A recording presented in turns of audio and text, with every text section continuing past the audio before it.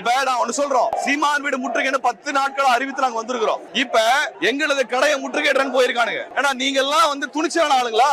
சொல்லிட்டு நாள் குறிச்சு நேரம் குறிச்சு வாங்க. நாங்க நாள் குறித்து நேரம் குறித்து இடம் குறித்து வந்திருக்கிறோம். இதுல இருந்து தெரியாத யாருமே இல்லன்னா கடையில பண்ணிப்பாங்களா? நாங்க நிக்கிறோம், வா நாள் குளிச்சிட்டு வா, அன்னைக்கு நாங்க பாத்துக்கிறோம். சீமான் யாரும் இல்லாத கடையில போயிட்டு முற்றுகை போட நடத்தக்கூடிய உன்ன மாதிரி கோலை இல்ல. நாள் சொல்லி தேதி சொல்லி நேரம் குறித்து இடம் குறித்து உன்னை எதிர்கொள்ள வந்திருக்கிறோம். நாள் குறிச்சிட்டு வா, நாங்க அன்னைக்கு எதிர்கொள்றோம். கோலை மாதிரி கோலையை போல இங்க துணிச்சல் இல்லாதவனாக முதுகெலும்பு இல்லாதவனாக நாங்க இங்க போராட்டத்துல இருக்கும் போது எங்க கடையை நோக்கி வருவீங்களா? எங்க தோழரின் கடையை நோக்கி வருவீங்களா?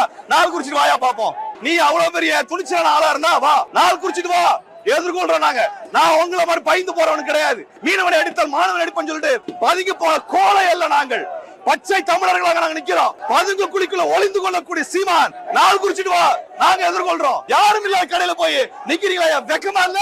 நாங்க நாள் சொல்லிட்டு வந்திருக்கிறோம், இடம் சொல்லிட்டு வந்திருக்கோம்ல, வா சீமான் வரட்டும். திருட்டுத்தனமாக கள்ளத்தனமாக கடைக்கு போய் யாரும் இல்லாத கடையில போய் முட்டுகை நடத்துறீங்களா? உங்களுக்கு எல்லாம் துணிவு இல்லையா? வீரம்னா என்னடா அது? நாள் குறிச்சு அறிவிச்சிட்டு வாங்கடா, நாங்க நிக்கிறோங்க.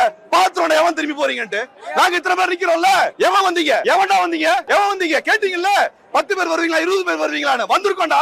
வாங்க வெளியே, உன் தலைவனை வர சொல், தலைவனை வர சொல். கோலை மாதிரி பேடியை போல நாங்கள் இங்க போற இடத்துல இருக்கும்போது அங்க முற்றுகை போடுவியா? உண்மையாலுமே யோக்கியனா இருந்தா சீமான் நாள் சொல்லிட்டு தேதி சொல்லிட்டு வா, அன்னைக்கு நாம் கையாளுறோம்.